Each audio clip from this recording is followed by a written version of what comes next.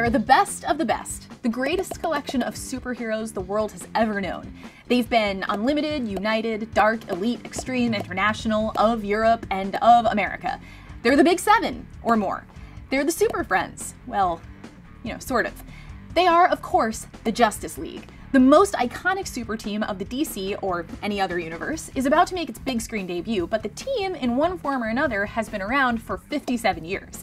There have been nearly as many incarnations of the team as there have been team members, but that's not going to stop us from summing them up in 2 minutes.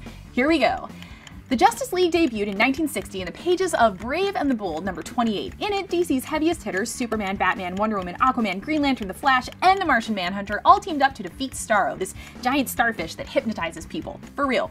Soon they got their own book, the Justice League of America, and their roster increased to include Hawkman, Green Arrow, Black Canary, the Atom, and others. Frequent stories had the Justice League, who lived on Earth 1, teaming up with the Justice Society, filled with heroes of the 1940s that lived on Earth 2. For 34 years, it was pretty standard super heroics. In 1984, DC tried to revitalize the title by having the most heavy hitters like Superman and Wonder Woman leave. Aquaman filled the ranks with new, very 80s characters like the breakdancing Vibe and Gypsy, who could cast illusions and didn't wear shoes. Weirdly, the team was based in Detroit, which in today's real estate market actually makes sense. The Detroit League fell apart after most of its members were killed or quit. A new league rose up after megavillain Darkseid tried to turn humanity against its heroes. This Justice League, No of America, was notable for a distinctly humorous tone and its focus on former B-listers like Blue Beetle, Guy Gardner, and Fire, who used to be called Green Flame and could shoot fire out of her nose. Look it up.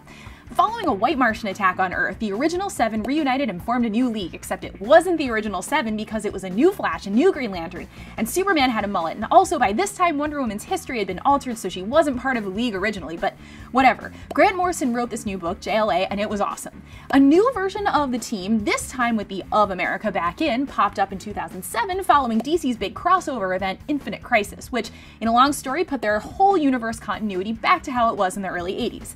This league had all the heavy hitters like Supes, Batman, and Wonder Woman alongside new recruits like Red Arrow and Hawkgirl. It only lasted until 2011 because reality got totally altered. Well, actually, the Flash altered reality in a miniseries called Flashpoint. New timeline equals new origin for the Justice League. This time, Superman, Wonder Woman, Batman, Aquaman, the Flash, Green Lantern, and Cyborg, no Martian Manhunter, teamed up to stop Darkseid from invading Earth. They figured they had a good thing and named themselves, the Justice League. Can you count how many times we said the words Justice League? The Justice League. The Justice League, the Justice League, the Justice League, Justice League, the Justice League. The Justice League. Neither can we. But there's the League in a really condensed, overly simplified nutshell. If you have any casting suggestions for the Justice League Detroit movie, please list them in the comments because we're gonna do a Kickstarter for it. The world needs it.